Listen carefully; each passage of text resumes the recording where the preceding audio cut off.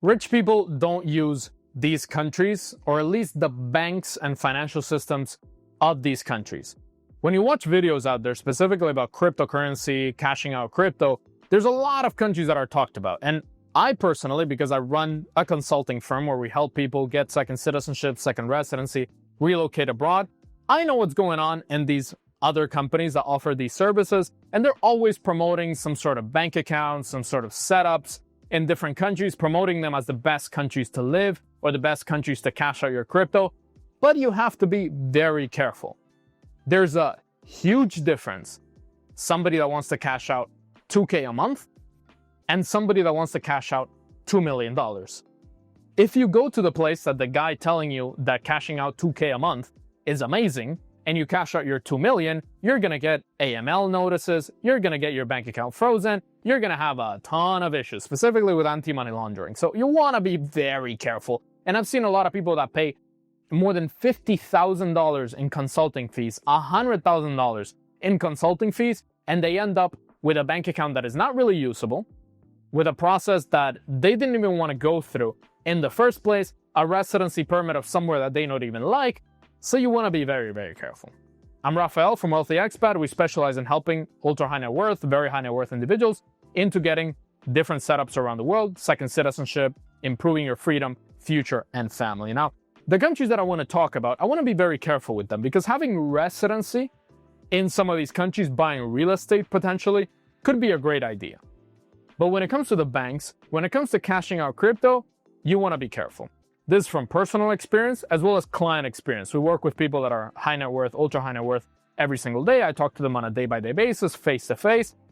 Also, if you want to meet me face-to-face, I'm very happy to meet face-to-face clients all around the world. I'm in Tokyo, Japan right now. I travel all the time. The first place is the Republic of Georgia.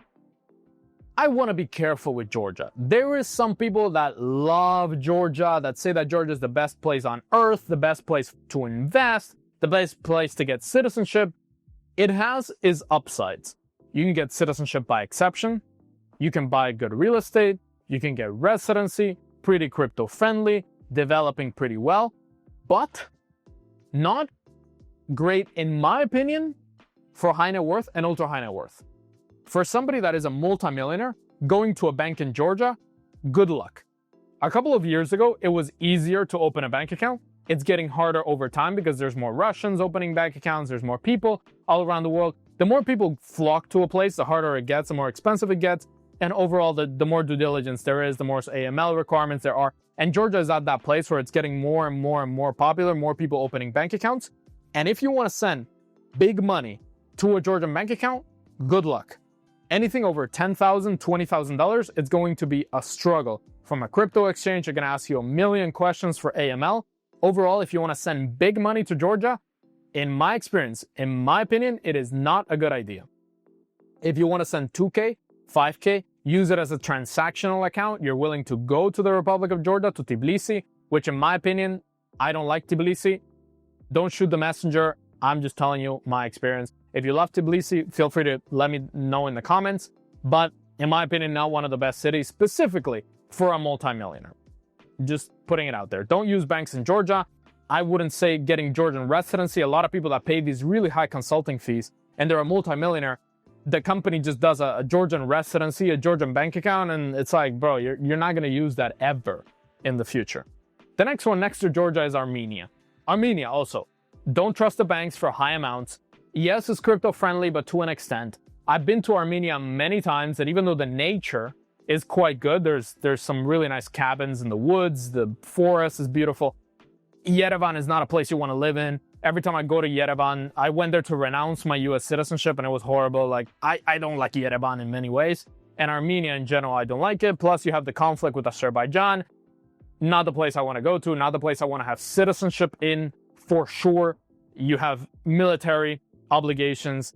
The passport isn't even that great. The PR doesn't really translate to citizenship unless you actually spend time there. So very careful with Armenia. The next one, a country that I talk about a lot for residency, for tax residency, is Paraguay. Now, Paraguay, you want to be careful with big amounts. Paraguay is a very bureaucratic country, is a slow country. When things get done fast, it's usually because you get investment PR or permanent residency through investment, or you have some good contacts. For example, if you want to get permanent residency in Paraguay, you can do it through us. We guarantee that it's going to be a fast and smooth process. But if you want to send big money to Paraguay, if you want to cash out millions to Paraguay, that is a pretty terrible idea. Paraguay is getting stricter with AML. They have announced that in 2026, there are more requirements for crypto. There are more reporting requirements for crypto. Overall, AML requirements are going up because it is becoming more and more popular.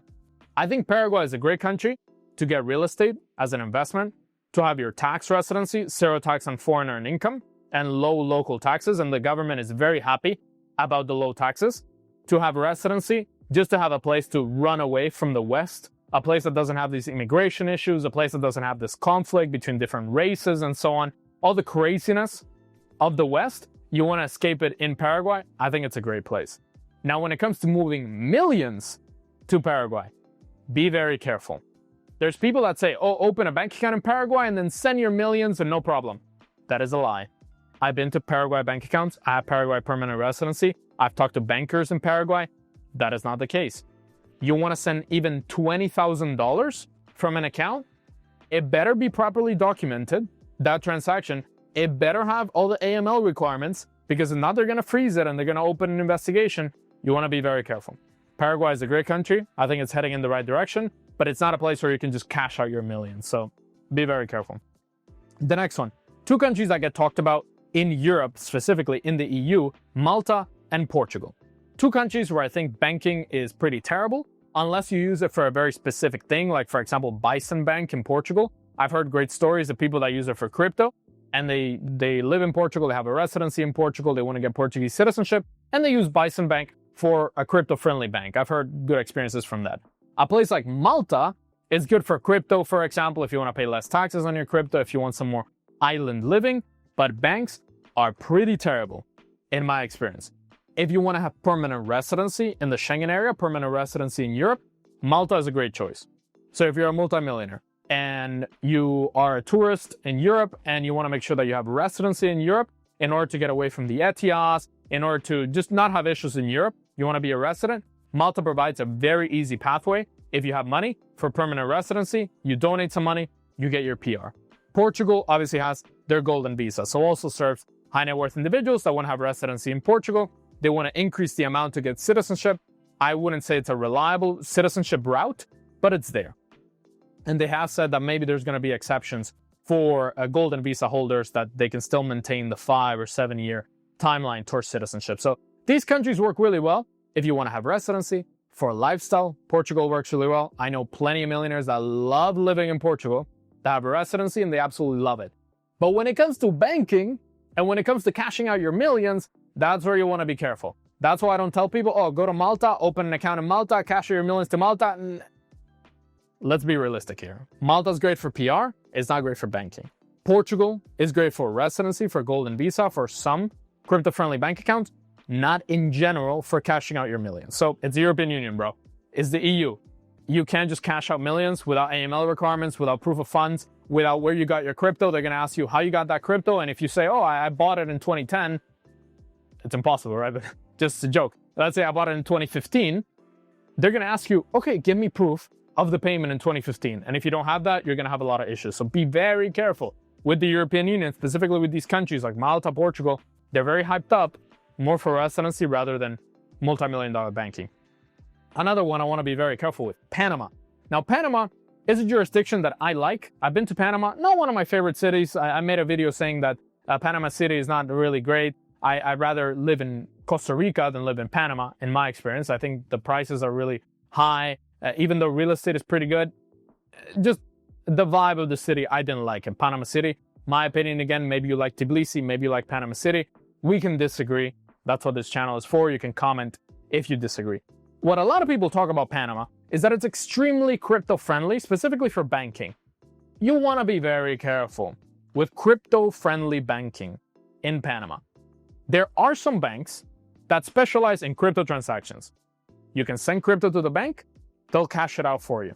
The problem is that some of these banks, when you try to send money away from that bank, because you're not just going to send, let's say, $5 million to that bank in Panama, which if you're sending 5 million, you better have proper documentation. You better have tax returns, unless you live in Panama for a while and you get residency. Also, Panama, great place to have permanent residency, friendly nations visa, great place to open a company. But when you're trying to send a bunch of money to the bank, and then you're trying to send it to another place, a lot of people, they go to Panama and they want to buy property back home. So a German wants to go to Panama, have residency in Panama, cash out in Panama, and then send money back to Germany.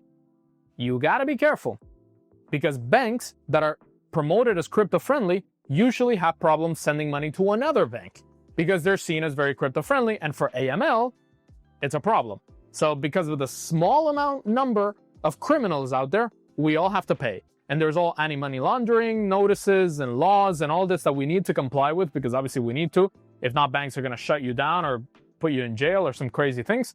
So these banks that are crypto-friendly, when you try to send money away from the bank, then you have issues. So just because a bank is crypto-friendly doesn't mean that it's going to get accepted abroad, doesn't mean that you can send money wherever you want. You might use it for a transactional account. There are transactional accounts in Panama and St. Lucia and many different countries around the world where you can send crypto.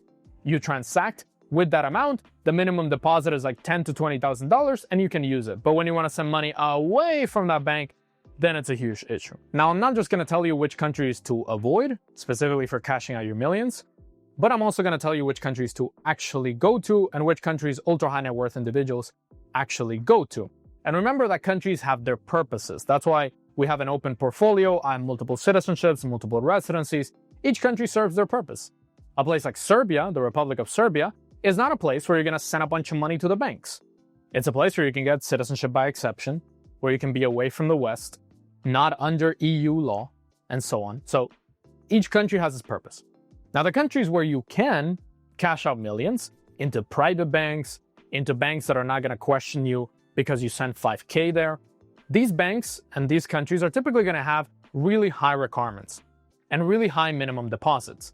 We're talking about $1 million or more in a minimum deposit or minimum balance in the account. So if you have 10K, this obviously doesn't apply to you. If you have multiple millions and you want to cash out crypto, for example, and you have proof of funds and you can show documentation and so on, the countries that really high net worth people usually go to are Switzerland. And yes, Switzerland, even though it's not as private as it was before, it's still a solid jurisdiction to cash out millions of crypto, to cash out a bunch of money, to send huge transactions without too much hassle. The initial KYC is going to be tough. Obviously, they have to protect their reputation. Switzerland laws are really strict with AML, but once you're in, you're in. You send $1 million, and as long as you're not on Interpol, you don't have an Interpol red notice, you don't commit a crime while you're sending that money, and the money's clean, you're fine. We usually work with really clean individuals, so if you're sending millions to a bank account in Switzerland, it's going to be way smoother than a bank account in Paraguay, Panama, Malta, all these countries that I mentioned. Also, Liechtenstein, which is right next to Switzerland. The problem with Liechtenstein is the banks typically have higher minimums and they're a bit more private. So if you want more private banking, Liechtenstein can actually work pretty well. There are banks that actually accept direct crypto transfers and they can cash it out for you as long as you pass the KYC. And a lot of these banks can be opened remotely, by the way. You don't actually have to go to Liechtenstein to open it. The next country is Singapore.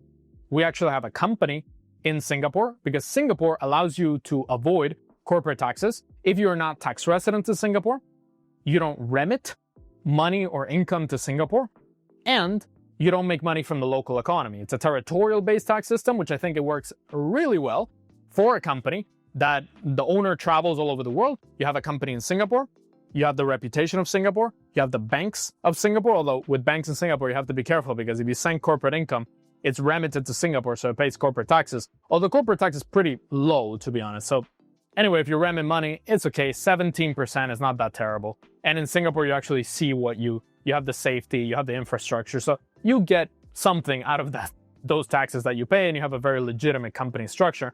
Singapore for banking is also extremely strong. You can cash out millions. You can send millions. You can truly have ultra high net worth in a solid bank as long as you pass the KYC. So Singapore works extremely well. Other places like Bahamas also work pretty well. I have a bank account in Bahamas. I have a card in Bahamas for my crypto, and I think it works pretty well. And also, Bahamas is same with Panama, can be opened remotely. Panama, you want to be careful again with the whole crypto-friendly banking myth like, oh, just send a bunch of money to this crypto-friendly bank and then you can be careful. But Panama does serve its purpose. As I said, every country serves its purpose. The UAE is an obvious one, is the country that's attracted the most millionaires all over the world.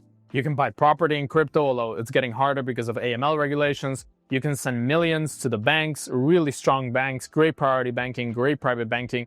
Telling you from experience, priority banking, private banking, solid in the UAE. We have multiple clients with millions held in UAE banks. And although you have to be careful with the legal system, it might be difficult to actually open the bank account. But for example, if you have a golden visa, whether it's by nomination or by investment, we can also help you with that. We have an office in UAE. We can help you with all that process and then opening a private bank account for your millions. And also you have, for example, trusts where the trust can have an LLC under that trust. Let's say the trust sits in the Cook Islands. Cook Islands, the best jurisdiction for protection, for lawsuits, for everything. And then you have an LLC under that trust. And then that LLC has a bank account in Switzerland. And then you can cash out a lot of money through that trust and then be protected. If you're more focused on asset protection, then trust in the Cook Islands, a Panama foundation works pretty well. You can also use Nevis, an LLC in Nevis, as well as a trust in many other jurisdictions. You have to be very careful who you pick to do your trust because they might give you bad advice. So don't just trust anybody blindly to open a trust for you. As well as you can have transactional accounts in places like St. Lucia or Panama, again, or Bahamas. As well, transactional accounts really require small deposits like $10,000, $20,000, and you can cash out your crypto for transactions. You're not going to put your wealth there. If you want to put your wealth somewhere, you put it in Singapore, you put it in Switzerland, the safest banks possible.